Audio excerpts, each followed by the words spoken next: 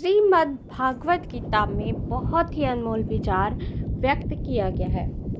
आप कितने भी अच्छे कर्म कर लो, लेकिन समाज आपके बुरे कार्यों को ही सबसे पहले देखता है और याद रखता है। इसलिए लोग क्या कहेंगे यह सोचने से बेहतर है कि आप अपना कर्म करें, अपना काम करें। आपका काम ही आपकी पहचान है, वही आपको कल इज्जत, मान, सम्मान सब देगा।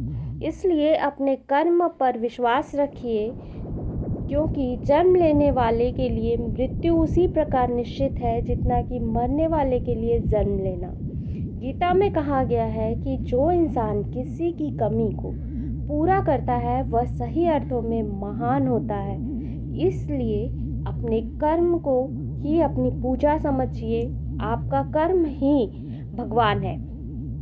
तुम्हारे साथ जो हुआ वह अच्छा हुआ, जो हो रहा है वह भी अच्छा हो रहा है, जो होगा वो भी अच्छा होगा। इस बात पर आप विश्वास रखिए कि सब ईश्वर की मर्जी से हो रहा है और आप उसे स्वीकार कीजिए।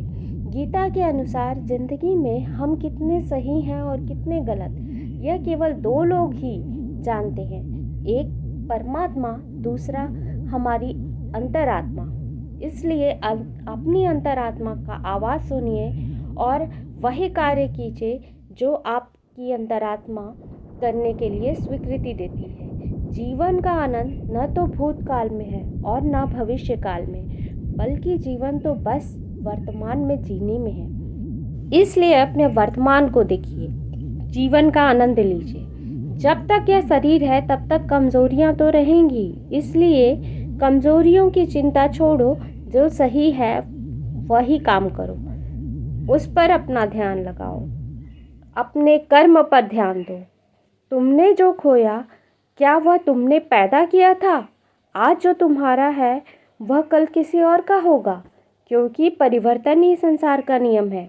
किसी का अच्छा ना कर सको तो बुरा कभी कभी मत करना, क्योंकि दुनिया कमज़ोर है, लेकिन दुनिया बनाने वाला कमज़ोर नहीं है। इसलिए आप अपने काम पर ध्यान दीजिए। यदि कोई व्यक्ति विश्वास के साथ इच्छित वस्तु को लेकर हमेशा चिंतन करता है तो वह जो चाहे वह बन सकता है।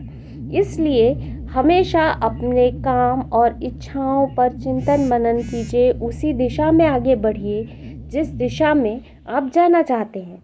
सच्चा धर्म वह है जिन बातों को इंसान अपने लिए अच्छा नहीं समझता, उन्हें दूसरों के लिए भी उसे नहीं करना चाहिए। कोई भी व्यक्ति अपने विश्वास से बनता है, वह जैसा विश्वास करता है उसी के अनुरूप उसका छवि बनता है। इसलिए अपने विश्वास पर कायम रहिए और वही कर्म कीजिए जिस पर आपको विश्वास हो, जो आपकी अंतरात्मा जिस काम के लिए आपको स्वीकृति दे, जिस काम के लिए करने के बाद आप अपनी अंतरात्मा से बात कर सके, वही कार्य आपके लिए सर्वोत्तम है।